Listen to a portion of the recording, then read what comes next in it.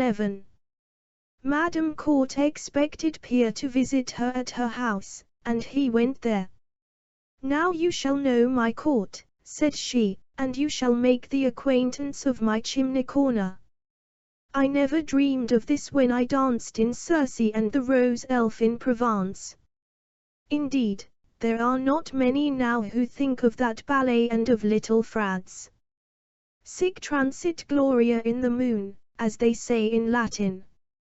My court is a witty fellow, and uses that phrase whibby I talk about my time of honor. He likes to poke fun at me, but he does it with a good heart." The chimney corner was an inviting low-studded room, with a carpet on the floor, and an endless lot of portraits for a bookbinder to have. There was a picture of Gutenberg, and one of Franklin, of Shakespeare, Servets, Molière, and the two blind poets, Homer and Ossian. Lowest down, hung, glazed and in a broad frame, one cut out in paper of a danseuse, with great spangles on a dress of gauze, the right leg lifted toward heaven, and written beneath a verse: "Who wins our hearts by her dancing? Who of her wreath trophies can sing?" 1. Mademoiselle Emilie Franz. It was written by Court, who wrote excellent verse, especially comic verse. He had himself clipped the picture out and pasted and sewed it before he got his first wife. It had lain many years in a drawer, now it flourished here in the poetic picture gallery, my chimney corner, as Madame Court called her little room. Here were Pierre and Court introduced to each other. "Is he not a charming man?" said she to Pierre. "To me he is just the most charming. On a Sunday, when I am well bound in state clothes," said Herr Court. "You are charming without any binding," said she, and then she tipped her head down as it came over her that she had spoken a little too childishly for one of her age. "Old love does not rust," said Herr Court. "An old house a fire burns down to the ground." "It is as with the figs," said Madame Court, "one rises up young again. Here is my paradise.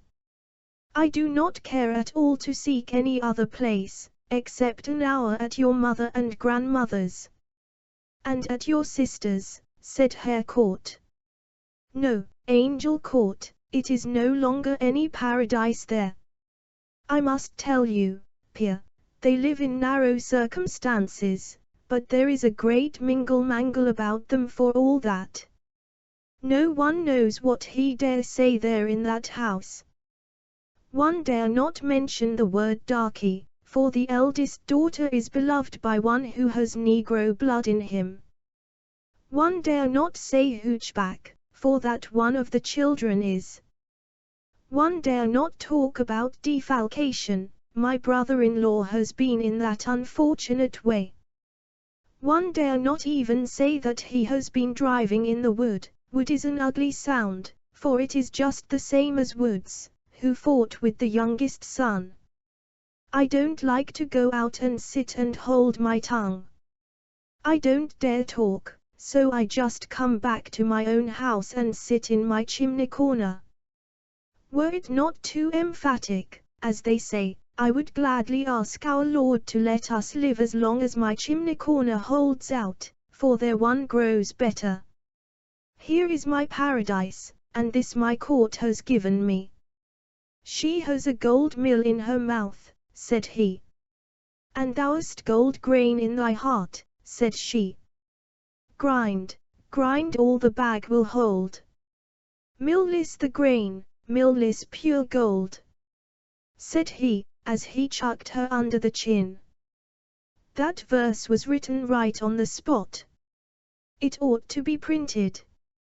"Yes, and handsomely bound," said he.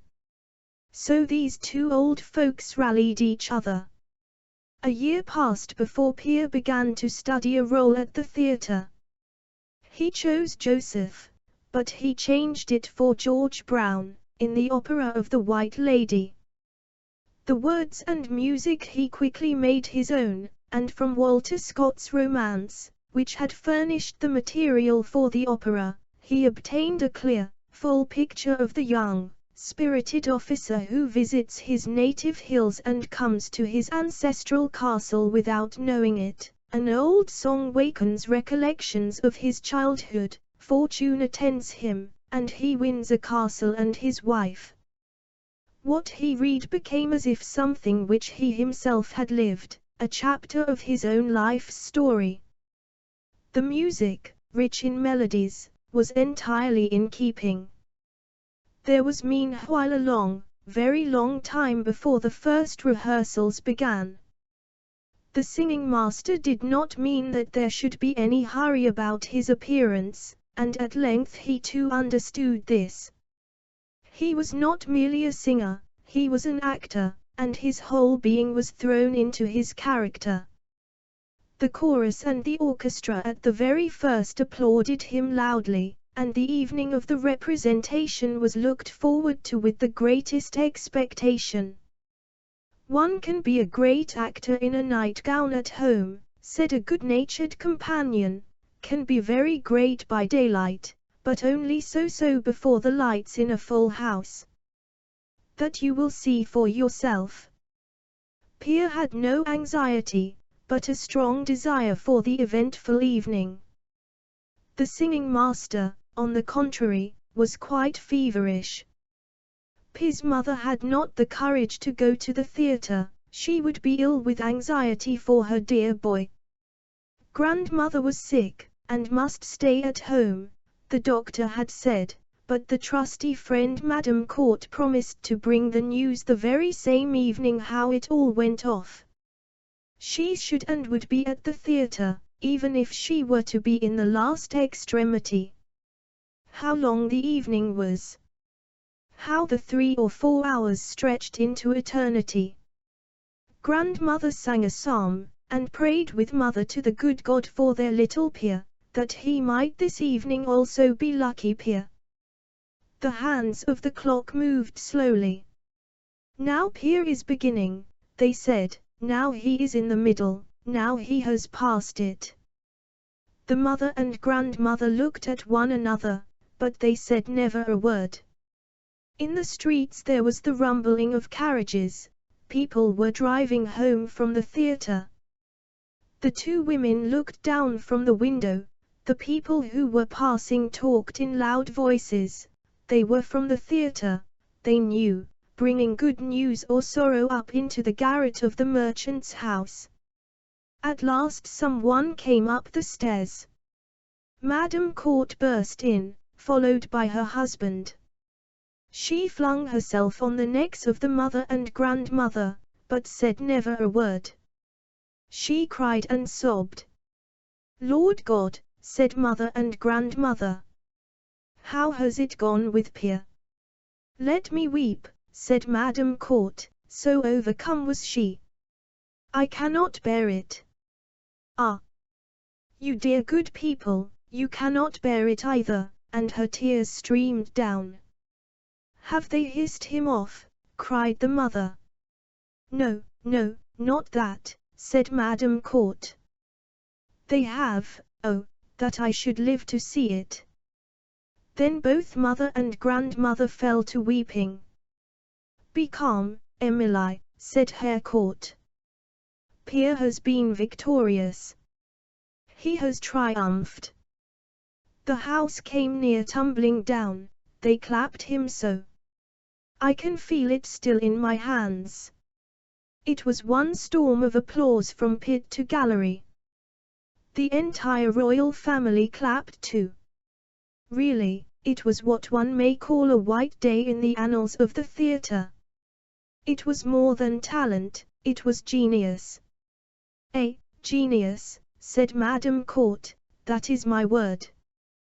God bless you, Court, that you spoke that word out.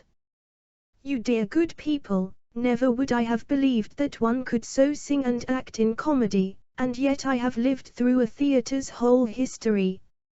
She cried again, the mother and grandmother laughed, whilst tears still chased down their cheeks.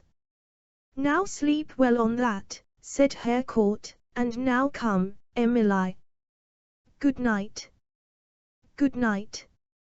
They left the garret chamber and 2 happy people there, but these were not long alone. The door opened, and Pierre, who had not promised to come before the next forenoon, stood in the room. He knew well with what thoughts the old people had followed him, how ignorant, too, they still must be of his success, and so, as he was driving past with the singing master, he stopped outside. There were still lights up in the chamber, and so he must needs go up to them. Splendid, glorious, superb, all went off well, he exclaimed jubilantly, and kissed his mother and grandmother. The singing master nodded with a bright face and pressed their hands. And now he must go home to rest, said he, and the visit was over. Our Father in heaven, how gracious and good thou art, said these 2 poor women. They talked long into the night about Pierre. Round about in the great town people talked of him, the young, handsome, wonderful singer. So far had Pierre's fame gone. 12. The morning papers mentioned the debut with a great flourish of trumpets as something more than common, and the dramatic review reserved till another number his privilege of expressing his opinion. The merchant invited Pierre and the singing master to a grand dinner.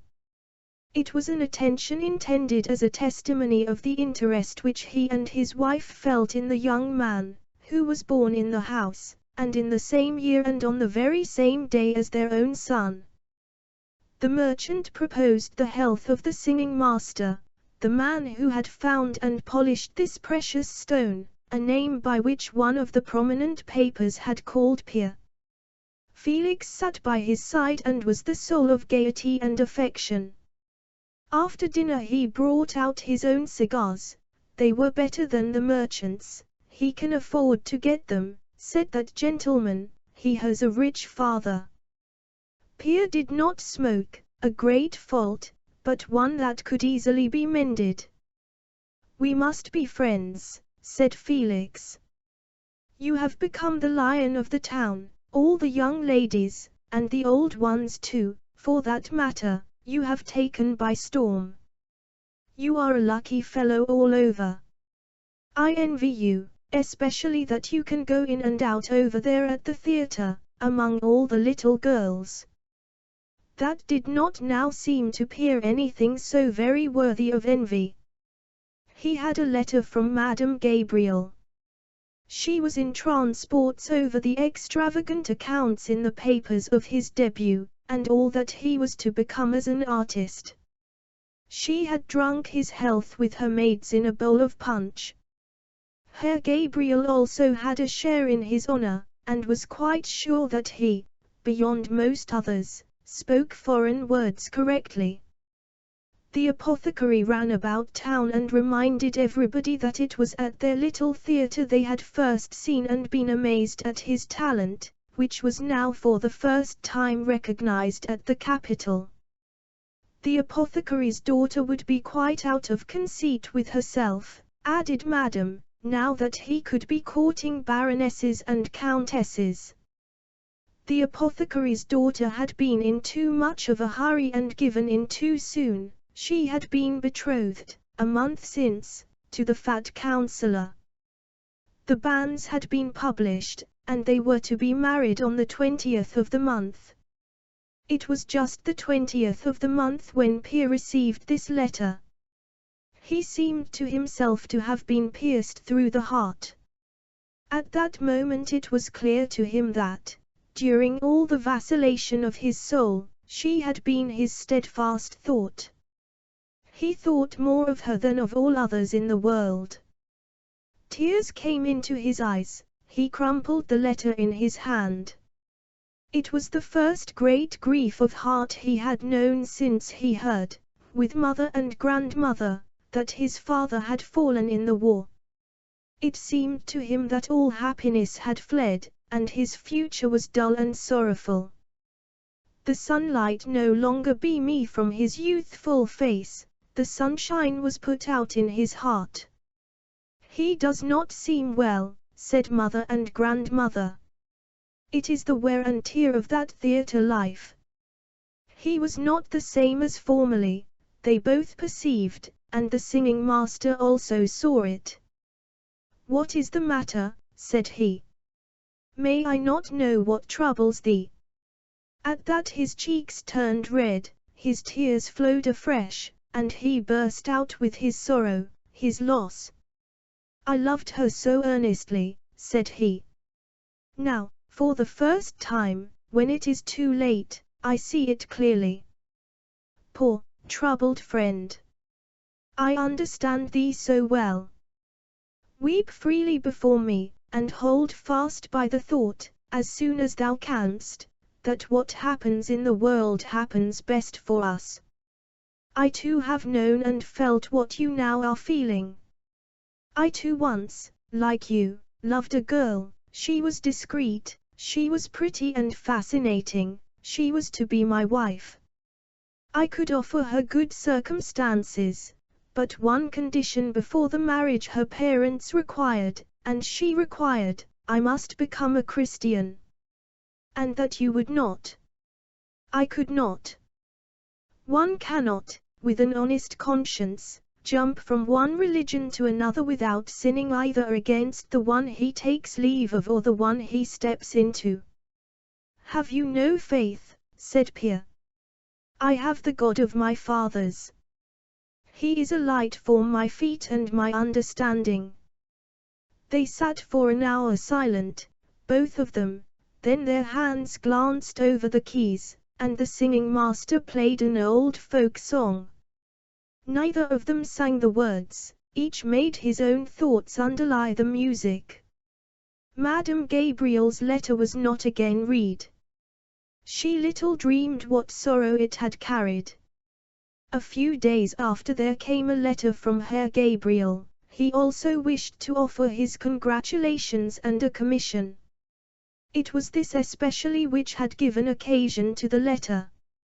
He asked Pierre to buy a little porcelain thing, namely, Emma and Hymen, love and marriage. "It is all sold out here in the town," he wrote, "but easily to be got in the capital. The money goes with this. Send the thing along as quickly as possible. It is a wedding present for the counselor, at whose marriage I was with my wife." Finally Pierre came to, young Mads never will become a student, he has left the house, and has daubed the walls over with stale witticisms against the family. A hard subject that young Mads.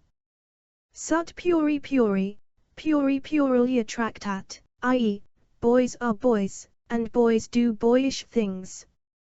I translate it since you are not a Latinist, and with that Herr Gabriel's letter closed. 13. Sometimes, when Pierre sat at the piano, there sounded tones in it which stirred thoughts in his breast and head. The tones rose into melodies that now and then carried words along with them, they could not be separated from song. Thus arose several little poems that were rhythmic and full of feeling. They were sung in a subdued voice. It was as if they were shy and timid in feeling, and moved in loneliness. Like the wind our days are blown. No tarrying place is here. From cheeks the roses have flown. Perished the smile and the tear. Wherefore, then, smitten with grief, sorrow, too, taketh its flight. Everything fades like the leaf. Men and women, and daytime and night. Vanishing, vanishing all. Thy youth, thy hope, and thy friend. Like the wind, they heed not thy call. They vanish, nor turn back again. Where did you get that song and melody? Asked the singing master, who accidentally found the words and music written down. It came of itself, that and all this. They do not fly farther into the world. A downcast spirit sets out flowers too, said the singing master, but it dare not give counsel. Now we must set sail and steer for your next debut. What do you say to Hamlet, the melancholy young prince of Denmark? I know Shakespeare's tragedy, said Pierre, but not yet Thomas's opera. The opera should be called Ophelia, said the singing master. Shakespeare has, in the tragedy, made the queen tell us of Ophelia's death, and this is made to be the chief point in the musical rendering. One sees before his eyes, and feels in the tones, what before we could only learn from the narrative of the queen. There is a willow grows aslant a brook, that shows his whole leaves in the glassy stream. There with fantastic garlands did she come, of crow flowers, nettles, daisies, and long purples, that liberal shepherds give a grosser name. But our cold maids do dead men's fingers call them. There, on the pendant boughs her coronet weeds, clambering to hang, an envious sliver broke, when down her weedy trophies and herself fell in the weeping brook, her clothes spread wide, and, mermaid-like, while they bore her up, which time she chanted snatches of old tunes, as one incapable of her own distress, or like a creature native and endued unto that element, but long it could not be, till that her garments, heavy with their drink, pulled the poor wretch from her melodious lay to muddy death.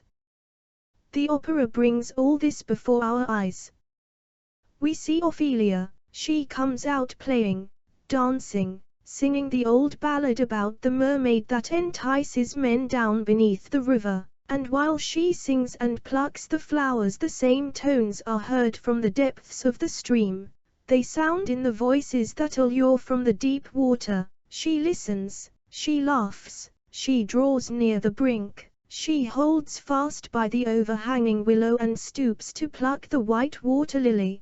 Gently she glides onto it, and singing, reclines on its broad leaves. She swings with it, and is carried by the stream out into the deep, where, like the broken flower, she sinks in the moonlight with the mermaid's melody welling forth about her. In the entire scene it is as if Hamlet, his mother, his uncle, and the dead, avenging king alone were necessary to make the frame for the picture. We do not get Shakespeare's Hamlet, just as in the opera Faust we do not get Goethe's creation. The speculative is no material for music, it is the passionate element in both these tragedies which permits them to be rendered in a musical production. The opera of Hamlet was brought on the stage.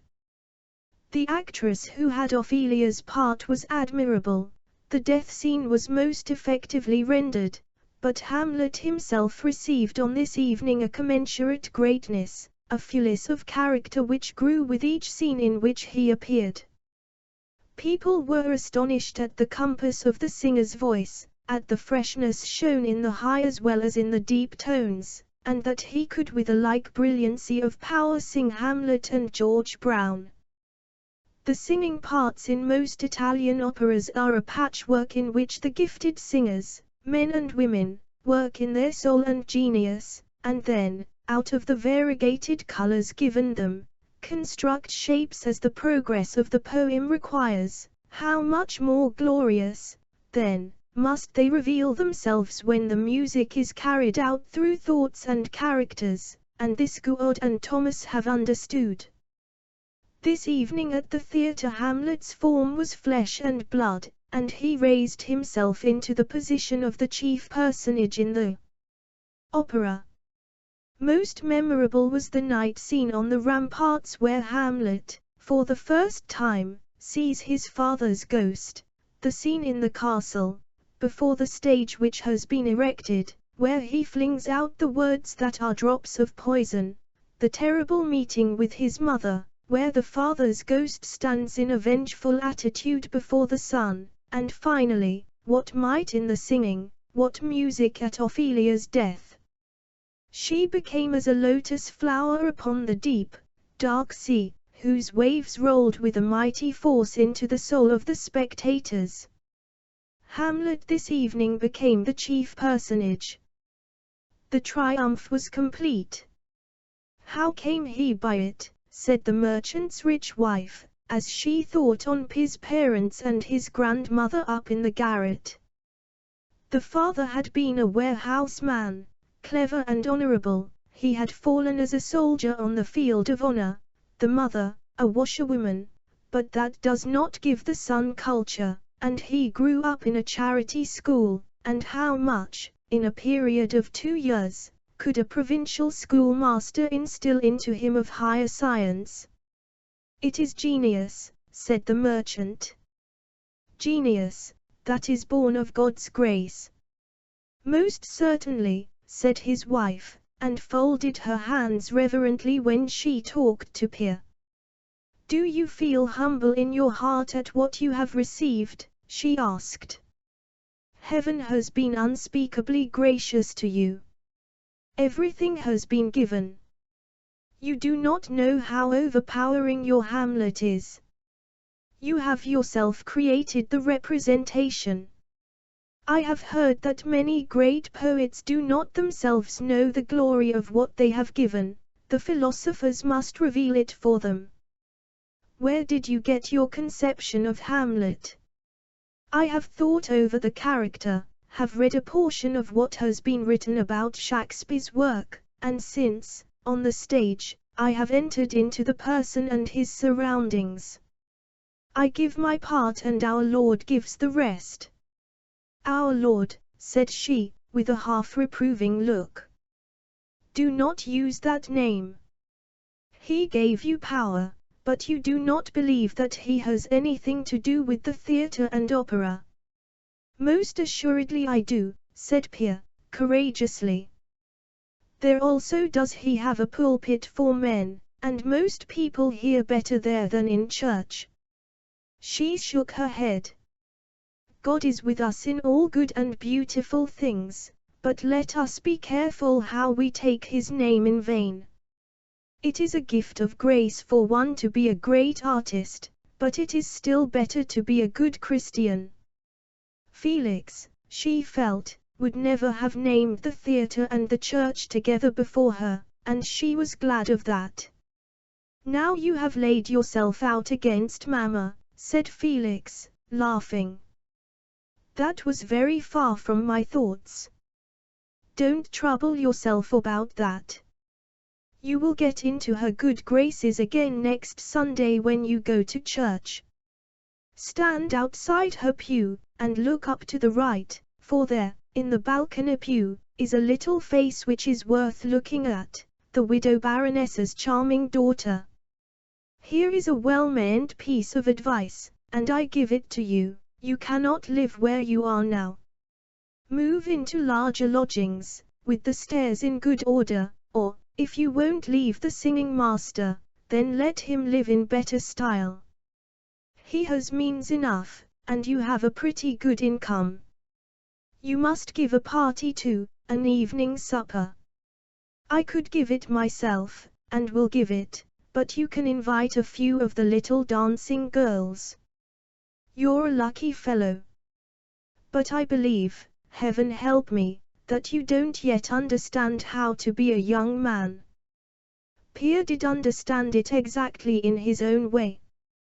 With his full, ardent young heart, he was in love with art. She was his bride, she returned his love, and lifted his soul into gladness and sunshine. The depression which had crushed him soon evaporated, gentle eyes looked upon him, and every one met him in a friendly and cordial manner. The amber heart, which he still wore constantly on his breast, where grandmother once had hung it, was certainly a talisman, as he thought, for he was not quite free from superstition, a childlike faith one may call it. Every nature that has genius in it has something of this, and looks to and believes in its star. Grandmother had shown him the power that lay in the heart, of drawing things to itself. His dream had shown him how, out from the amber heart, there grew a tree which burst through garret and roof, and bore 1,000-fold of hearts and silver and gold, that surely betokened that in the heart, in his own warm heart, lay the might of his art, whereby he had won and still should win thousands upon thousands of hearts. Between him and Felix there was undoubtedly a kind of sympathy, different as they were from each other. Pierre assumed that the difference between them lay in this, that Felix, as the rich man's son, had grown up in temptations, and could afford to taste them and take his pleasure thus. He had, on the contrary, been more fortunately placed as a poor man's son. Both of these two children of the house were meanwhile growing up into eminence. Felix would soon be a kammerjuker, too, and that is the first step to being a kammerherr, too, as long as one has a gold key behind. Pierre, always lucky, had already in his hand, though it was invisible, the gold key of genius, which opens all the treasures of the earth, and all hearts too. 14. It was still winter time. The sleigh bells jingled, and the clouds carried snowflakes in them, but when sunbeams burst through them there was a heralding of spring. There was a fragrance and a music in the young heart that flowed out in picturesque music and found expression in words. A spring song. In swath of snow the earth is lying. Over the sea merry skaters are flying. The frost-rimmed trees are specked with crow-tilde. But tomorrow the winter time goes forward / The sun bursts through the heavy skies. Spring comes riding in summer guise. 3. And the willow pulls off its woolen glove. Strike up, musicians, in leafy grove.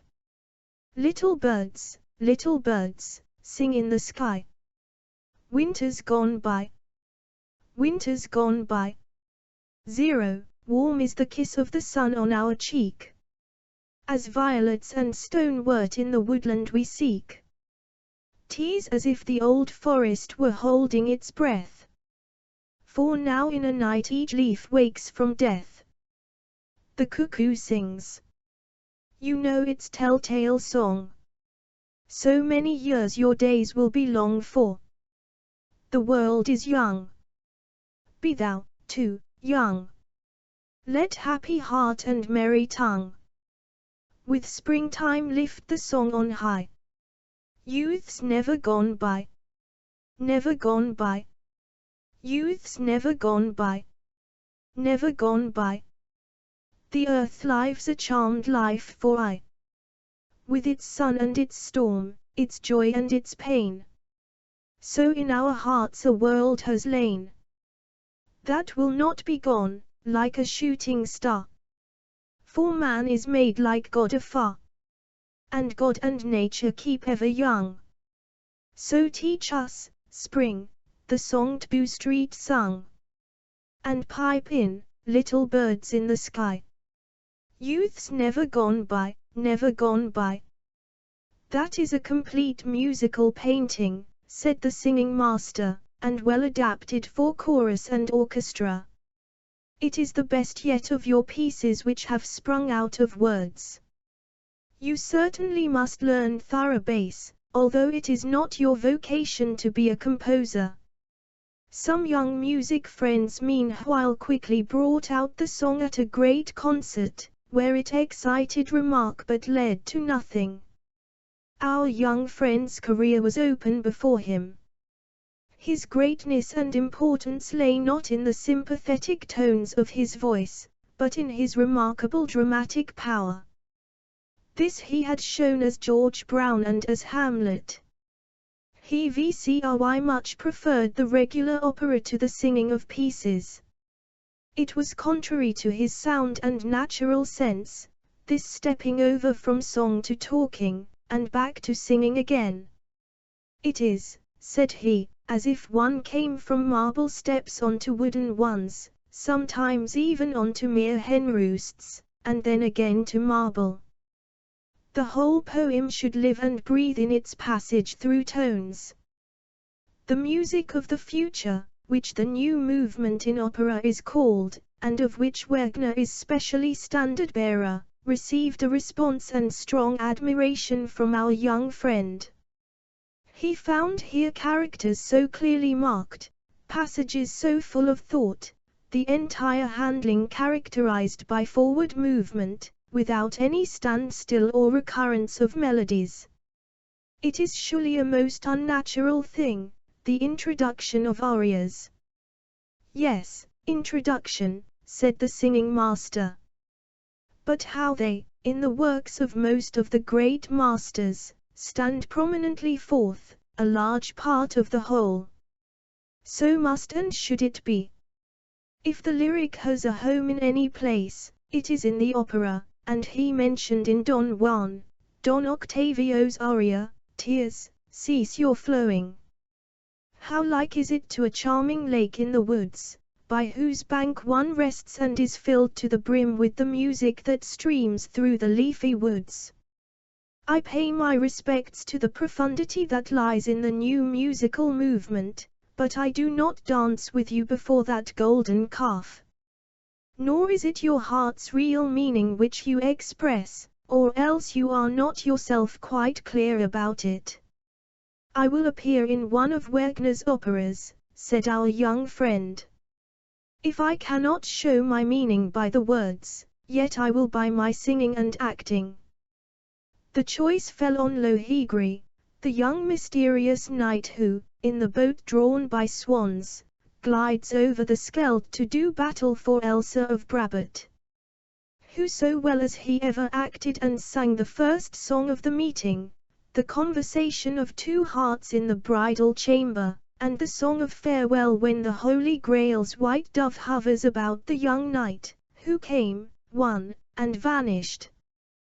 This evening was, if possible, another step forward in the artistic greatness and celebrity of our young friend, and to the singing master it was a step forward in the recognition of the music of the future. "Under certain conditions," he said. 15. At the great yearly exhibition of paintings, Pierre and Felix one day met before the portrait of a young and pretty lady, daughter of the widow Baroness, as the mother was generally called, whose salon was the rendezvous for the world of distinction and for every one of eminence in art and science. The young Barzis was in her 16th year, an innocent, charming child. The picture was a good likeness and given with artistic skill. "Step into the saloon here close by," said Felix. "There stands the young beauty with her mother." They stood engaged in looking at a characteristic picture. It represented a field where two young married people came riding on the same horse, holding fast to one another. The chief figure meanwhile was a young monk who was looking at the two happy travelers. There was a sorrowful dreamy look in the young man's countenance, one could read in it his thought, the story of his life, an aim missed, great happiness lost. Human happiness in human love he had not won. The elder Baroness saw Felix, who respectfully greeted her and the beautiful daughter. Pierre showed the same customary politeness. The widow Baroness knew him immediately from having seen him on the stage, and after speaking to Felix she said some friendly, obliging words to Pierre as she pressed his hand. "I and my daughter belong to your admirers."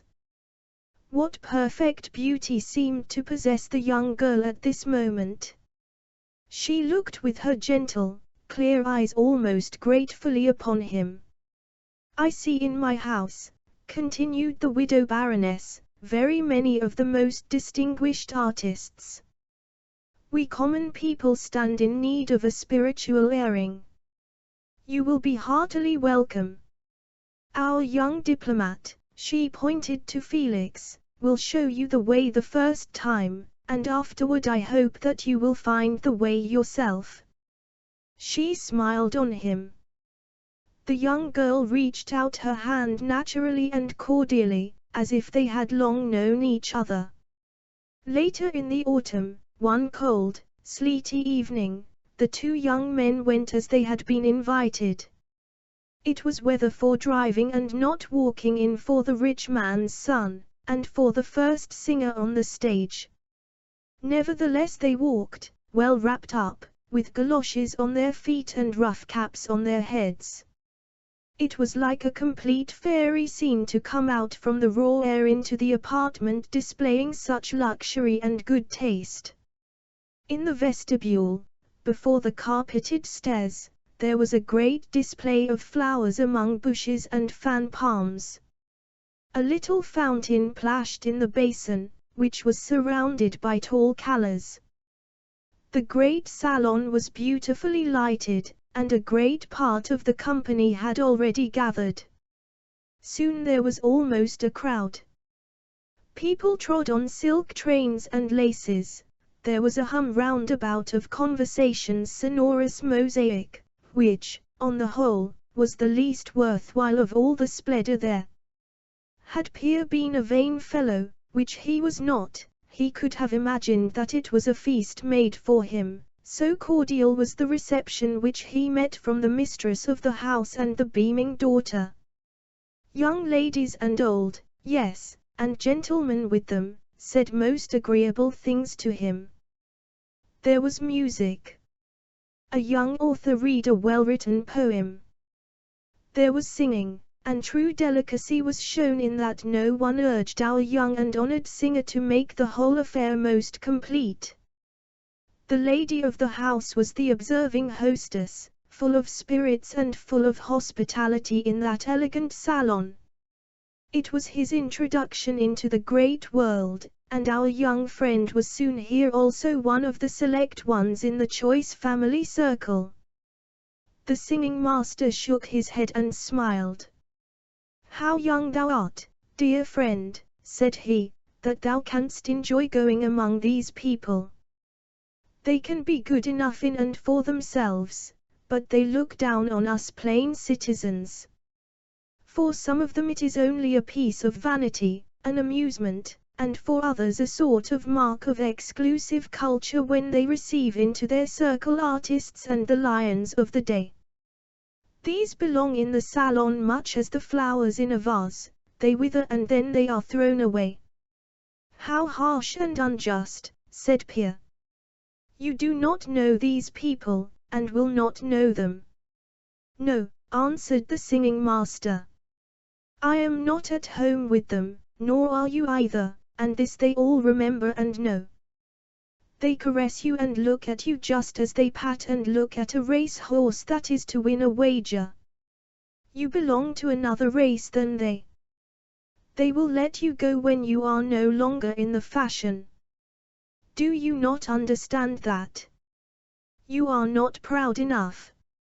You are vain, and you show that by seeking these people."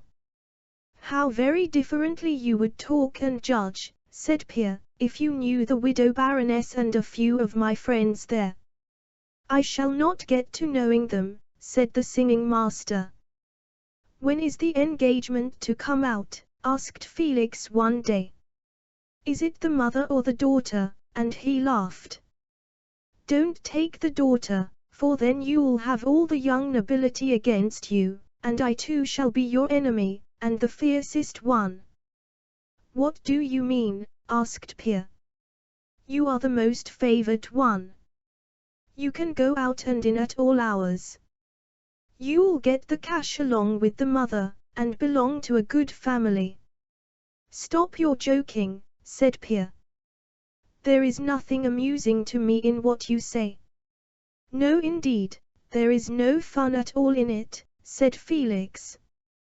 "It is a most serious matter, for you'll not let her Grace sit and weep and be a double widow."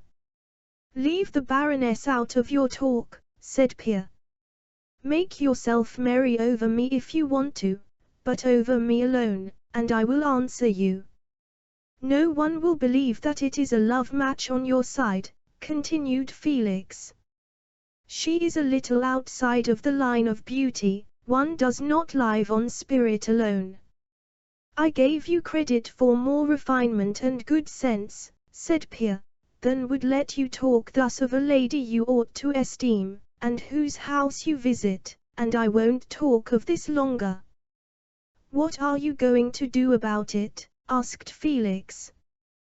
Will you fight? I know that you have learned that, and I have not, but I can learn, and he left Felix. A day or two afterward the two children of the house met again, the son from the first floor and the son from the garret. Felix talked to Pierre as if no quarrel had risen between them. He answered courteously, but curtly too. What is the matter now? Said Felix. We too were a little irritable lately, but one may have his joke without being flayed for it, so let us forget and forgive. Can you forgive yourself the manner in which you spoke of a lady to whom we both owe great respect? I spoke very frankly, said Felix. In fine society one may talk with a razor edge, but that is not thought an ill thing. It is the salt for the tasteless everyday fish dinner, as T.N.E. poet calls it. We are all just a little wicked. You can also let a drop fall, my friend, a little drop of innocence which makes one smart. So they were soon seen arm in arm.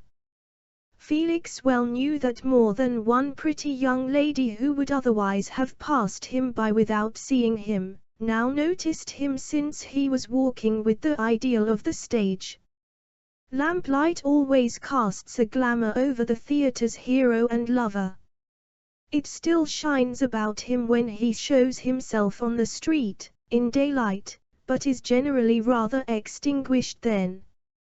Most of the artists of the stage are like swans, one should see them in their element, not on the paving stones or the public promenade.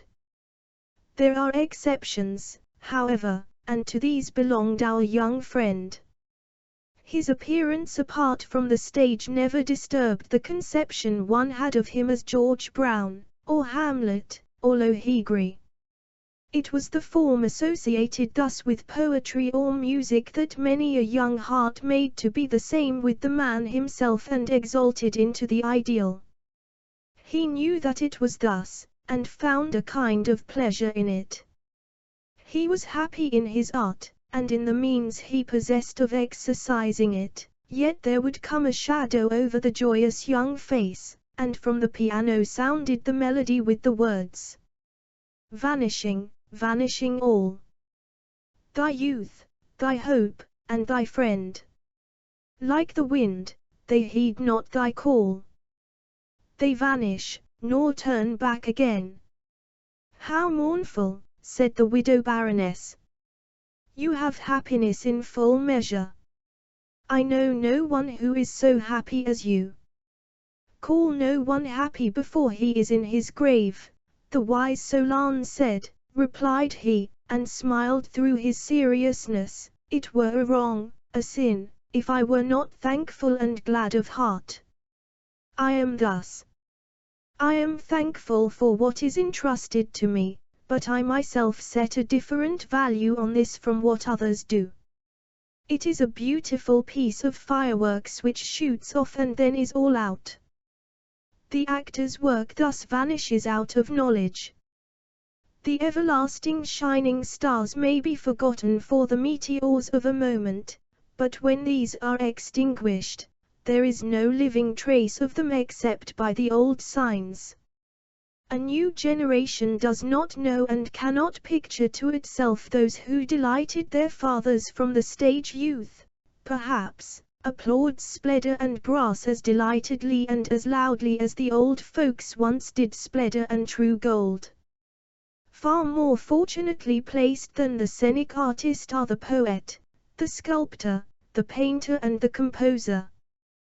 They may in the struggle of life experience hard fortune and miss the merited appreciation, while those who exhibit their works, as the actor and the musician, live in luxury and proud state.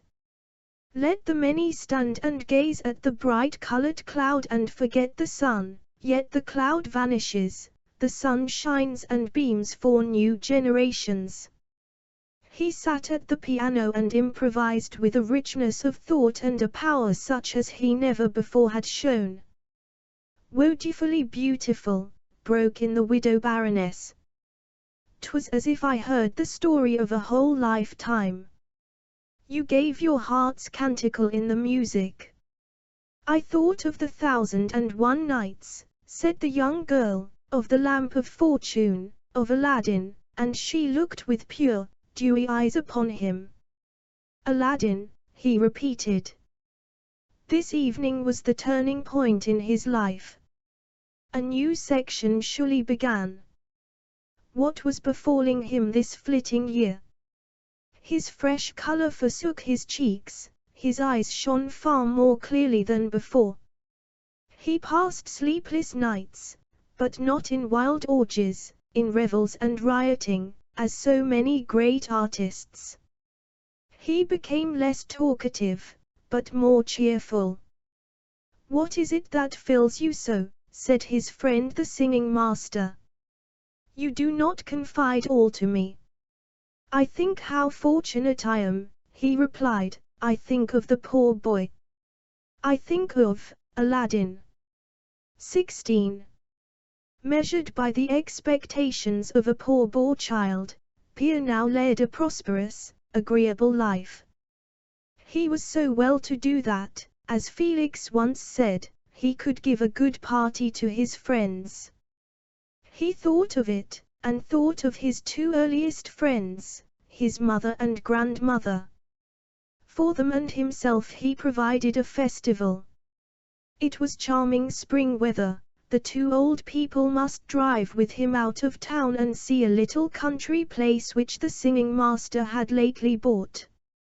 As he was about seating himself in the carriage, there came a woman, humbly clad, about 30 years old. She had a begging paper recommending her signed by Madame Court. "Don't you know me?" said she. "Little curly-head, they used to call me. The curls are gone, there is so much that is gone, but there are still good people left. We two have appeared together in the ballet. You have become better off than I. You have become a great man. I am now separated from 2 husbands and no longer at the theater." Her paper begged that she might come to own a sewing machine. "In what ballet have we two performed together?" asked Pierre. "In the Tyrant of Padua," she replied. "We were 2 pages, in blue velvet and feathered cap. Do you not remember little Malcolm? I walked just behind you in the procession." "And stepped on the side of my foot," said Pierre, laughing. "Did I?" said she. "Then I took too long a step. But you have gone far ahead of me. You have understood how to use your legs in your head," and she looked with her melancholy face coquettishly and with a simper at him, quite sure she had passed quite a witty compliment. Pierre was a generous fellow. She should have the sewing machine, he promised. Little Mal had indeed been one of those who especially drove him out of the ballet into a more fortunate career. He stopped soon outside the merchant's house, and stepped upstairs to his mother and grandmother. They were in their best clothes, and had accidentally a visit from Madame Court, who was at once invited to join them, whereupon she had a sore struggle with herself, which ended in her sending a messenger to Herr Court to inform him that she had accepted the invitation. "Pierre gets all the fine salutations," said she. "How stylishly we are driving," said mother, "and in such a roomy, great carriage," said grandmother. Near the town, close by the royal park, stood a little cozy house, surrounded by vines and roses, hazels and fruit trees. Here the carriage stopped. This was the country seat. They were received by an old woman, well known to mother and grandmother. She had often helped them in their washing and ironing. The garden was visited, and they went over the house. There was one specially charming thing, a little glass house, with beautiful flowers in it. It was connected with the sitting room. There was a sliding door in the wall. "That is just like a coulisse," said Madame Court. "It moves by hand, and one can sit here just as in a bird cage, with chickweed all about.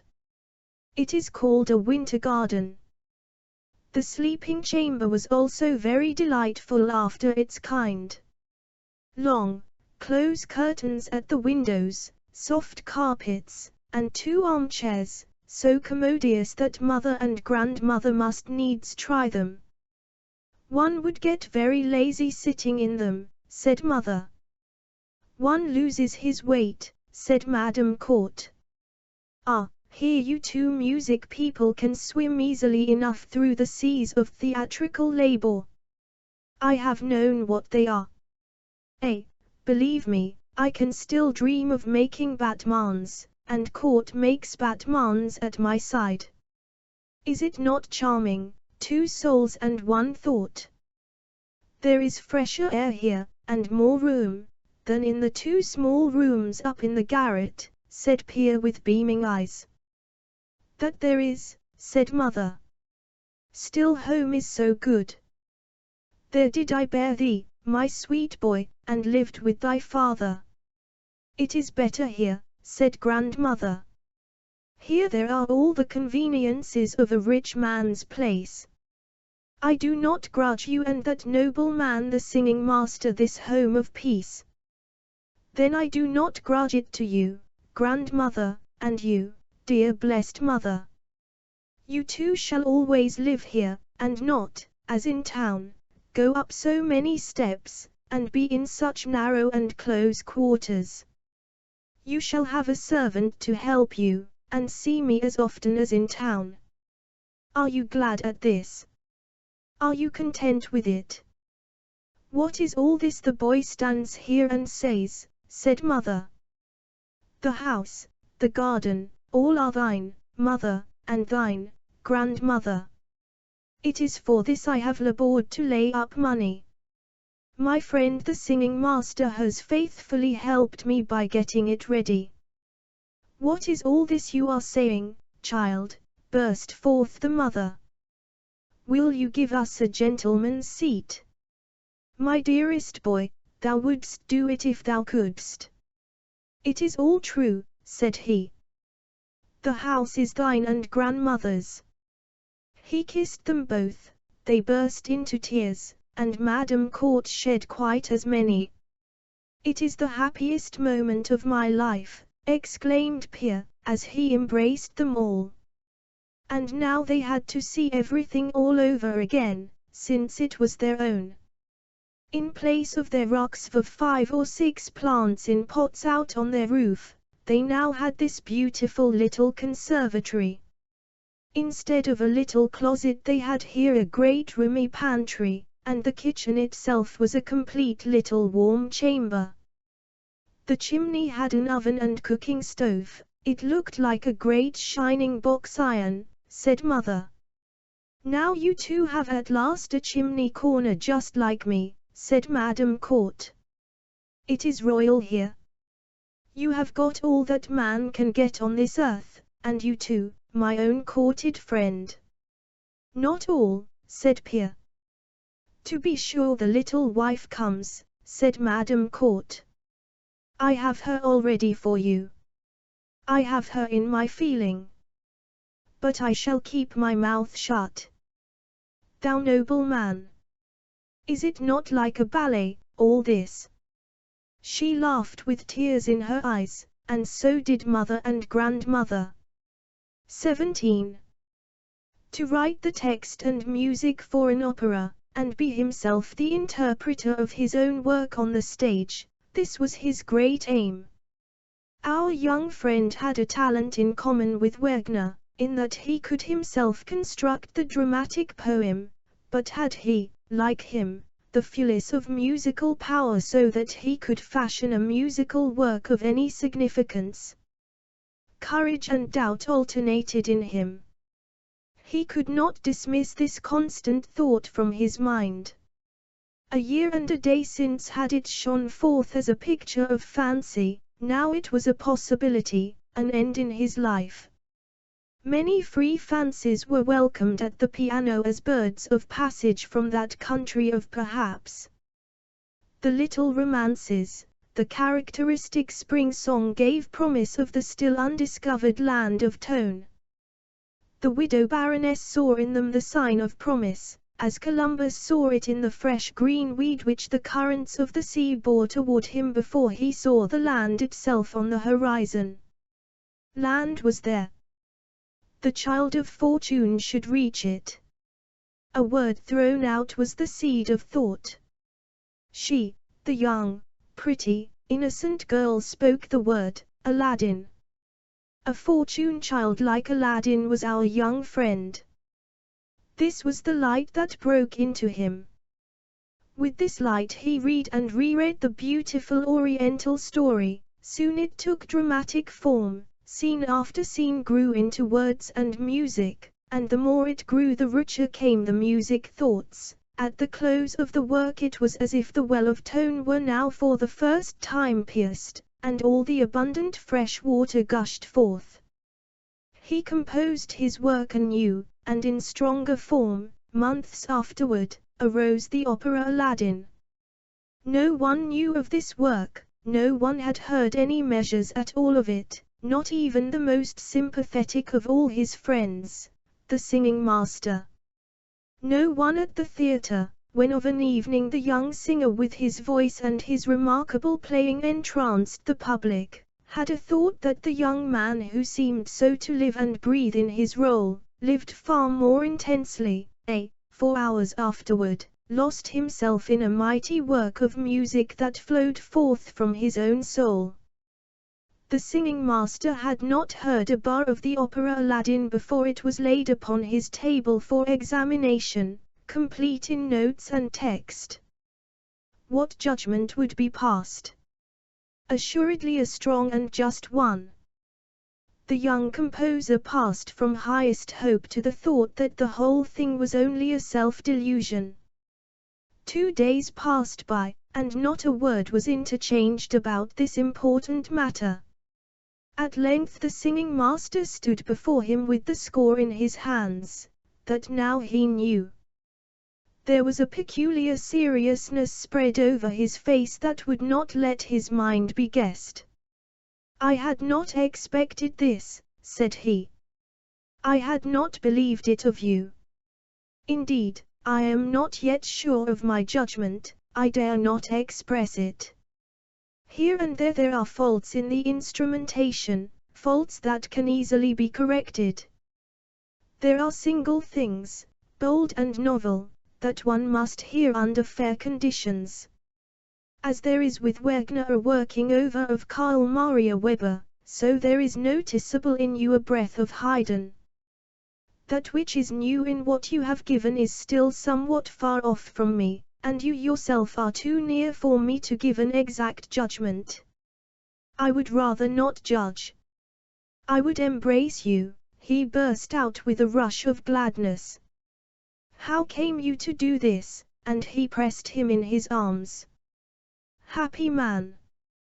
There was soon a rumor through the town, in the newspapers and in society gossip, of the new opera by the young singer, whom all the town was flattering. "He's a poor tailor who could not put together a child's trousers out of the scraps left over on his board," said one and another. "Write the text, compose it, and sing it himself," was also said. "That is a three-storied genius. But he really was born still higher, in a garret." "There are two at it, he and the singing master," they said. "Now they'll begin to beat the signal trumpet of the Mutual Admiration Society." The opera was given out for study. Those who took part would not give any opinion. It shall not be said that it is judged from the theatre, said they, and almost all put on a serious face that did not let any expectation of good show itself. There are a good many horns in the piece, said a young man who played that instrument, and also composed. Well, if he doesn't run a horn into himself. 5. It has genius, it is sparkling, full of melody and character, that also was said. Tomorrow at this time, said Pierre, the scaffold will be raised. The judgment is, perhaps, already passed. Some say that it is a masterpiece, said the singing master, others, that it is a mere patchwork. And wherein lies truth? Truth, said the singing master. Pray show me. Look at that star yonder. Tell me exactly where its place is. Shut one eye. Do you see it? Now look at it with the other only. The star has shifted its place. When each eye in the same person sees so differently, how variously must the great multitude see. Happen what may, said our young friend, I must know my place in the world, understand what I can and must put forth, or give up. The evening came, the evening of the representation. A popular artist was to be exalted to a higher place, or plunged down in his gigantic, proud effort. A shot or a drop. The matter concerned the whole city. People stood all night in the street before the ticket office to secure places. The house was crammed full, the ladies came with great bouquets. Would they carry them home again, or cast them at the victor's feet? The widow baroness and the young, beautiful daughter sat in a box above the orchestra. There was a stir in the audience, a murmuring, a movement that stopped at once as the leader of the orchestra took his place and the overture began. Who does not remember Heselt's piece, Si Eloiso Jaitis, that is like a twittering of birds? This was something akin, merry playing children, happy child voices, the cuckoo gave its note with them, the thrush struck in. It was the lay and carol of innocent childhood, the mind of Aladdin. Then there rolled in upon it a thunderstorm, Audi displayed his power, a flash of lightning rent the rocks, gentle beckoning tones followed, a sound from the enchanted grotto where the lamp shone in the petrified cavern, while the wings of mighty spirits brooded over it. Now there sounded forth, in the notes of a bugle, a psalm so gentle and soft as if it came from the mouth of a child. A single horn was heard and then another, more and more were blended in the same tones, and rose in fullness and power as if they were the trumpets of the judgment day. The lamp was in Aladdin's hand, and there swelled forth a sea of melody and majesty as if the ruler of spirits and master of music held sway. The curtain rolled up in a storm of applause which sounded like a fanfare under the conductor's baton. A grown-up boy played there, so big and yet so simple, it was Aladdin who frolicked among the other boys. Grandmother would at once have said, "That is Pierre," as he played and jumped about between the stove and the chest of drawers at home in the garret. He is not a year older in his soul. With what faith and earnest prayer he sang the prayer Audi bade him offer before he stepped down into the crevice to obtain the lamp. Was it the pure religious melody, or the innocence with which he sung, that drew all hearts after him? The applause was unbounded. It would have been a profane thing to have repeated the song. It was called for, but it was not given. The curtain fell. The first act was ended. Every critic was speechless, people were overcome with gladness, they could only speak out their gratitude. A few chords from the orchestra, and the curtain rose. The strains of music, as in Gluck's Armida, and Mozart's Magic Flute, arrested the attention of each, as the scene was disclosed where Aladdin stood in the wonderful garden. A soft subdued music sounded from flowers and stones, from springs and deep caverns, different melodies blending in one great harmony. A susurrus of spirits was heard in the chorus. It was now far off, now near, swelling in might and then dying away. Born upon this unison was the monologue of Aladdin, what one indeed calls a great aria, but so entirely in keeping with character and situation that it was a necessary dramatic part of the whole.